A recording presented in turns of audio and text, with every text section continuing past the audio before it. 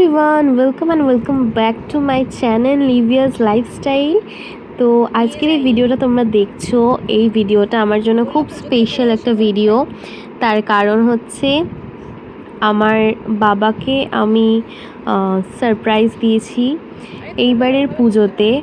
বাবা অনেক বছর হয়ে গেছে ঘড়ি পরা বন্ধ করে দিয়েছে, তো সেটা আমি দেখতাম আর আমি সেটা ফলোও করতাম, কিন্তু এটা আমার মাথায় ছিল যে বাবাকে যখন কিছু দেব, ঘড়িটা দেব যখন ভালো ঘড়ি দেব, তো মানে ব্র্যান্ডেড ঘড়ি দেব।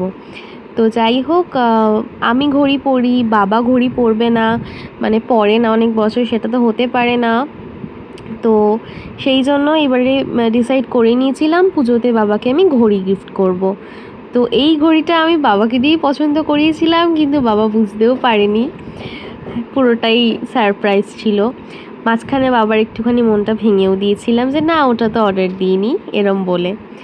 তো এটা এই দিন সকালবেলা আমি বাবাকে দিলাম, তো হি ওয়াজ ভেরি ভেরি হ্যাপি।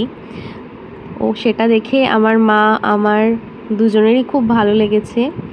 আর এরপরে আমাদের বৃহস্পতি কাকিমা সকালবেলা ছিল, তো আমি ভাবছিলাম যে পুজোতে দেব নাকি মানে পুজো শুরু হলে দেবো, তো ভাবলাম না, দেবো যখন আগেই দিয়ে দিই, তো বাবা পড়তে শুরু করবে আর ভালোও লাগবে। তো এই জন্য বাবাকে বললাম ঘড়িটা এখন পরো, মানে আমি অফিস থেকে আসার পরে বাবাকে আমি ঘড়িটা দিয়েছিলাম। তো বাবা পরলো অনেক দিন, ইনফ্যাক্ট অনেক বছর পর বাবার হাতে ঘড়ি পরা আবার দেখলাম। বাবা সিলভার ঘড়ি পরতো একটা, আমার মনে আছে, যেটা বাবা আর অফিস যেত পরে।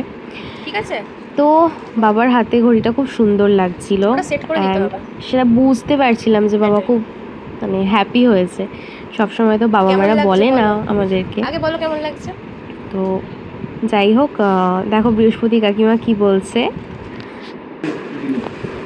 কেমন হয়েছে?